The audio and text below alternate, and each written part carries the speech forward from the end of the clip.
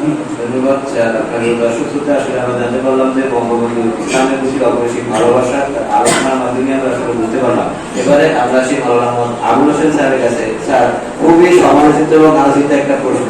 অনেকেই আমরা বলি যে আসলে জাতির পিতা বলতে মূলত যে আমরা মুসলিম ইব্রাহিম আলাইহিস সালাম, ঠিক আছে?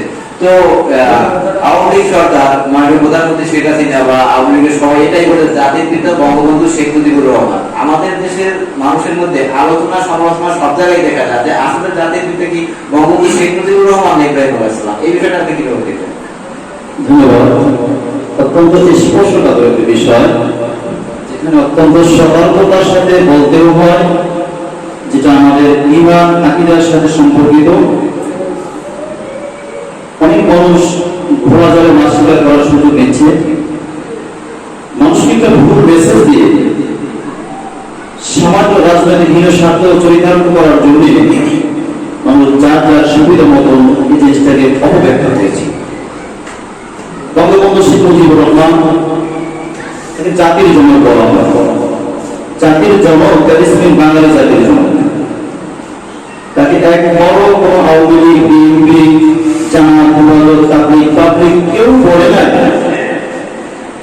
যারা তাকে জাতির জনক বলে কেউ বলে না সে মুসলিম জাতির জনক।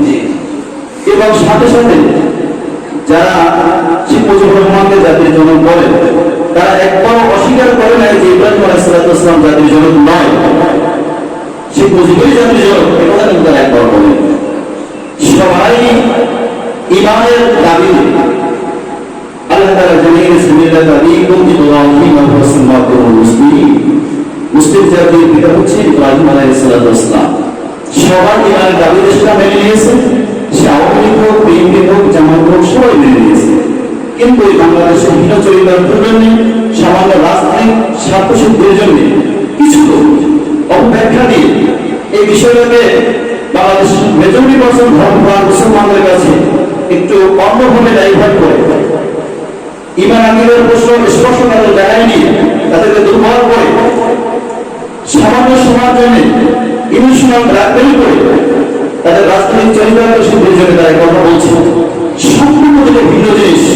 ইব্রাহিম আলাইহিস সালাম মুসলিম জাতির পিতা, বঙ্গবন্ধু শেখ মুজিবুর রহমান বাঙালি জাতির পিতা।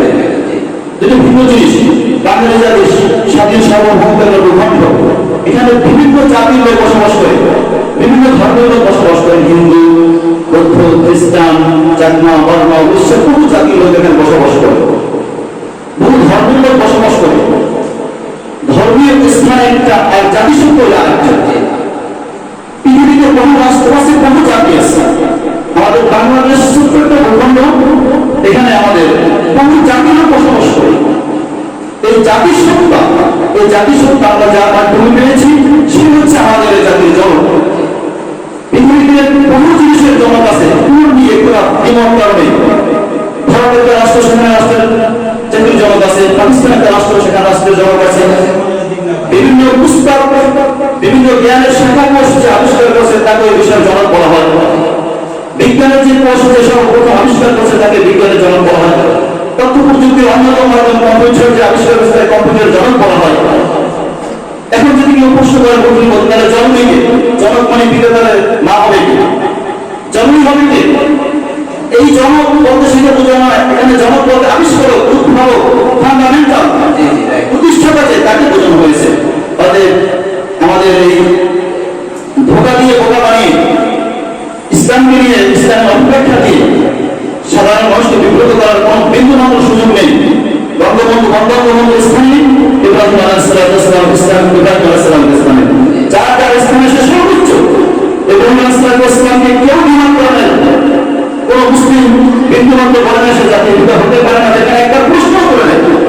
কিন্তু বঙ্গবন্ধু বাঙালি জাতির পিতা, সেখানে একটা প্রশ্ন লাগে। বুঝতে হবে তার রাজনৈতিক একটা ইস্যু, মানুষকে ঘোড়া ধরে সেই মাছ শিকার করার জন্য, রাজনৈতিক চরিতার্থ করার জন্যই এই অপব্যাখ্যা দিয়ে মানুষকে ভুল বোঝাচ্ছে। তাদের বঙ্গবন্ধুই সে জাতির জনক, এটা আমাদের বিন্দুমাত্র সংকুচিত হওয়ার কোনো কারণ নাই। এটা ঈমান আকীদার বিন্দুমাত্র বহির্ভূত নয়। এটা ঈমান আকীদার জিনিস, বঙ্গবন্ধু আর জিনিস। এটা দেশ, স্বাধীন রাষ্ট্র, সংবিধান সম্পূর্ণ ভিন্ন জিনিস। সেখানে রাষ্ট্রীয় সর্বোচ্চ মর্যাদা দেওয়া হয়েছে, রাষ্ট্রীয় মর্যাদা। এখানে ইসলামিক নেতা আনানি করা হচ্ছে, ইসলামিক এখানে ইসলামকে আরো বলবৎ করা হচ্ছে। সকলকে অনুরোধ রাখবো আজ এই দিনে সবাই যেন সঠিক মেসেজটা বুঝতে পারে। মুসলিম জাতির পিতা কি, বাঙালি জাতির পিতা কি, এটা সকলকে ভালোভাবে বোঝার জন্য অনুরোধ রেখে আমার আজকের আলোচনা শেষ করতে। আসসালামু আলাইকুম। ধন্যবাদ স্যার। আসলে স্যার আলোচনার মাধ্যমে এটাই বুঝতে পারলাম যে মুসলিম জাতির পিতা হযরত ইব্রাহিম আলাইহিস সালাম আর বাঙালি জাতির পিতা হচ্ছে বঙ্গবন্ধু শেখ মুজিবুর রহমান। যাই হোক, আমরা পরবর্তী প্রশ্নে আসি মাওলানা মোহাম্মদ সাইফুল ইসলাম স্যারের কাছে জানতে চাইবো যে স্যার আজকের এই 13 অধ্যায় 15 আগস্ট বাঙালি জাতির জীবনের 13 অধ্যায় এই সম্পর্কে আপনি কি বলবেন? ধন্যবাদ। আসলে দিনটার কথা স্মরণ দিয়ে হৃদয়ে রক্ত করানো হয়, নরম জলে রক্ত ভিজে হয়, হৃদয়টাকে ভাঙা করা হবে। যে জাতির জন্য বঙ্গবন্ধু সারাটি জীবন আন্দোলন সংগ্রাম করে, জেল বরণ করে জাতিকে সুন্দর সর্বত্র রাষ্ট্র উপহার দিল, সেই জাতি তার মর্যাদা দিতে পারল না। এই জন্য জার্মানের এক নোবেল বিজয়ী বলেছিলেন যে বাঙালি জাতিকে আর বিশ্বাস করা যায় না, বাঙালি জাতিকে আর বিশ্বাস করা যায় না। তারা যখন বঙ্গবন্ধুরই শাহাদাত করেছে তারা একটু জঘন্য কাজ করতে পারে। এটা কিন্তু জার্মানের নোবেল বিজয়ী বলেছেন, তার নাম ছিল কি বলেছেন, এই কথা কি করেছে এখান থেকে আমরা বুঝতে পারি যে বঙ্গবন্ধু যখন দেখছে যে তিনি বিশ্ব নেতাদের তালিকায় তার নাম ছড়িয়ে যাচ্ছে, তার জনপ্রিয়তা আকাশচুম্বী ভালোবাসা মানুষের হৃদয়ে গেঁথে গেছে, তিনি বিশ্ব নেতাদের তালিকায় খুব দ্রুত হতে এগিয়ে চলছেন, তখন এক শ্রেণীর মানুষ, বিপদগামী মানুষ, তারা চাইল যে না, তাকে আর আগাতে দেওয়া যাবে না, থামিয়ে দিতে হবে। এই জন্য একদল বিপদগামী সেনার মাধ্যমে তাকে দূর করা হয়। তার পরিবারের প্রয়োজন মোট তিনি ব্যতীত 16 জন তাকে ওখানে শাহাদাত করা হয়। এখন তার ছোট ছোট রাজনৈতিক স্টার্ট করা হয়নি। তাকে যখন হাতে করে ধরে ধরে বিপদগামী সেনারা বাসার একামায় কোনায় নিয়ে যাচ্ছেন, ছোট্ট ছোট জিজ্ঞেস করে রাখছে আমাকে কি মেরে ফেললেন, এবার প্রশ্ন তিনি করেছেন, বলছেন আপনাকে মারবো না। ঘটনা তিনি একটু কমে দেখা কমই আছে। আসলে রাষ্ট্রপ্রধানের পরিবার সব শেষ করে দেওয়া, শাহাদাত করে দেওয়া, এটা একটু ইতিহাসে খুব খুঁজে পাওয়া যায়। এরাও হয়েছে ওদের মানুষ একই পরিবারকে শাহাদাত গ্রহণ করতে হয়েছে, ইতিহাস খুঁজতে খুব কষ্ট লাগে, কোথাও পাবেন না আশা করি। কিন্তু দেখা যাচ্ছে তাকেও সারতে হবে, সর্বশেষ রাষ্ট্রকে হত্যা করা হয়। এই জন্য কবি বলেছেন সিঁড়ি ভেঙ্গে রক্ত নেমে গেছে স্বপ্নের স্বদেশ ব্যাপী, সবুজ শস্যের মাঠ বয়ে এলো রক্তের ধারা বয়ে গেছে বঙ্গোপসাগরে। অর্থাৎ তার যে রক্তের ধারাটা সেটি বেয়ে বেয়ে তার বাড়ির মধ্যে সীমাবদ্ধ ছিল, 35 নম্বর বাড়িতে সীমাবদ্ধ, এমনটা না।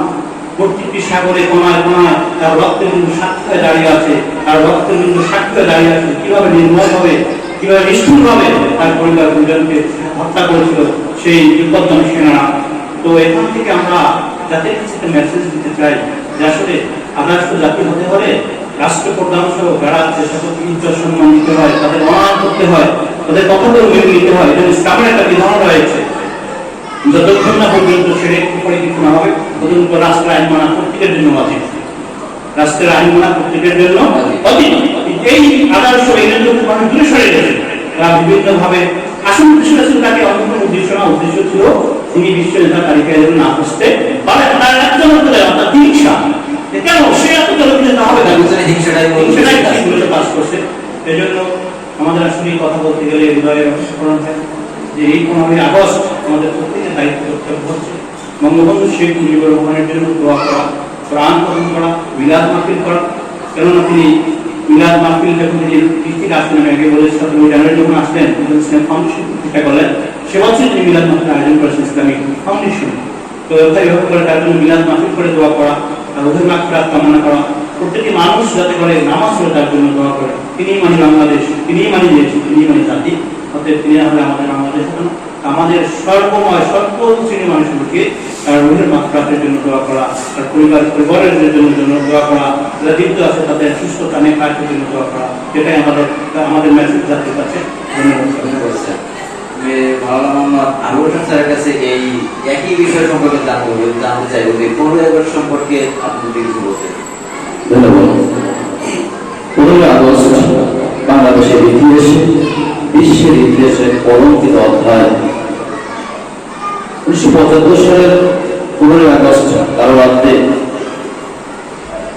ঢাকা ধানমন্ডির 32 নম্বর বাড়িতে বঙ্গবন্ধু সহ তার পরিবারের যে সমস্ত ব্যক্তিদের নৃশংসভাবে হত্যা করেছে, এরকম নির্দয় হৃদয় বিতরক ঘটনা পৃথিবীতে বিরল, দ্বিতীয়টা আর নেই।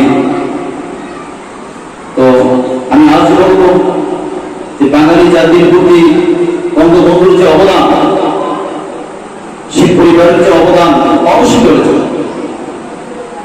ইসলামের থিংস অনুযায়ী ইসলাম বলা হয়েছে যে মানুষ মানুষের কৃতজ্ঞতা প্রকাশ করে না, সে আল্লাহ তাআলার কৃতজ্ঞতা প্রকাশ করে না। তাতে বঙ্গবন্ধু আমাদের প্রতি যে অবদান রেখেছে, চিরকৃতজ্ঞ বাঙালি জাতি। বঙ্গবন্ধু যদি জন্মগ্রহণ না করতেন, বাংলাদেশ কল্পনাও করা যেত না, স্বাধীন ভূখণ্ডের অস্তিত্ব কল্পনা করা যেত না। অতএব এই বাঙালি জাতি যতদিন থাকবে ভূখণ্ড, ততদিন এর চিরকৃতজ্ঞ থেকেও শেখ মুজিবুর রহমান বঙ্গবন্ধু জাতির জনকের ঋণ কোনদিন পরিশোধ করতে পারবে না। কারণ বঙ্গবন্ধু এমন এক নেতা ছিল, আমাদের সোহান হুজুর ইতিমধ্যে বলছেন যে বঙ্গবন্ধুকে হত্যার অন্যতম উদ্দেশ্য হচ্ছে সে বিশ্ব নেতার তালিকায় সর্বোচ্চ আসন গ্রহণ করে যাচ্ছে। এই হিংসা, এই বিদ্বেষ থেকেই তাকে হত্যার ষড়যন্ত্র করা হয়েছে। সেই কারাগারে যদি রাত পহলে শোনা যেত বঙ্গবন্ধু মনে নেই, আমরা পেতাম এক মহান বিশ্ববিদ্যালয়ের মহান নেতা, আমরা ফিরে পেতাম জাতীয় পিতা। বিশ্বের মহান নেতার শীর্ষস্থানে চলে গেছে, সেটা হিংসুকে লোকরা সহ্য করতে পারে না। সে যে নৃশংসভাবে যে হত্যাকাণ্ড চালিয়েছে, আমরা এই তার মৃত্যু শাহাদাত বার্ষিকীতে আমরা সকলেই তার শহীদ পরিবারের প্রতি আমরা দোয়া করি, আল্লাহ তাআলা যাদের শাহাদাতের উচ্চ মর্যাদা দান করে, জান্নাতের উচ্চ মাকাম দান করে, এবং এই নৃশংস হত্যাকাণ্ড যারা ইতিহাস তারা অধ্যায় রচনা করেছে, এদেরকে শাসন ক্ষমতার সরকার যারা আছে তাদের কাছে আমাদের অনুরোধ থাকবে, এই দিনে শপথবিধভাবে বঙ্গবন্ধুর ঘাতকদের এই বাংলাদেশের জমি দৃষ্টান্তমূলক শাস্তি দিয়ে ইতিহাসের একটা সোনালী অধ্যায় রচনা করতে হবে। ভবিষ্যতে জাতির গণধারণ নিয়ে যেমন বিশ্বাসঘাতকতা, যেন নির্মম হত্যাযজ্ঞ, নিকৃষ্ট কাজ যেন পৃথিবীতে আর কেউ কোনোদিন করতে দুঃসাহস না করে, জাতির কাছে এই মেসেজ দিয়ে বিদায় দিচ্ছি। ধন্যবাদ স্যার, আপনাদের দুজনকে অসংখ্য ধন্যবাদ। আমরা অনুষ্ঠানের একদমই শেষ পর্যায়ে অসংখ্য ধন্যবাদ যে আমাদের অনুষ্ঠানে আপনাদের মূল্যবান সময় দেওয়ার জন্য। আমরা সামনে অন্য কোনো বিষয় নিয়ে আলোচনা করার জন্য আমন্ত্রণ করবো আপনাদের, সে পর্যন্ত ভালো থাকবেন। দর্শক শ্রোতা, আমরা আজকের মতো এখানে বিদায় নিতে হচ্ছে, আমাদের সময় সবিশেষ একদম শেষ পর্যায়ে।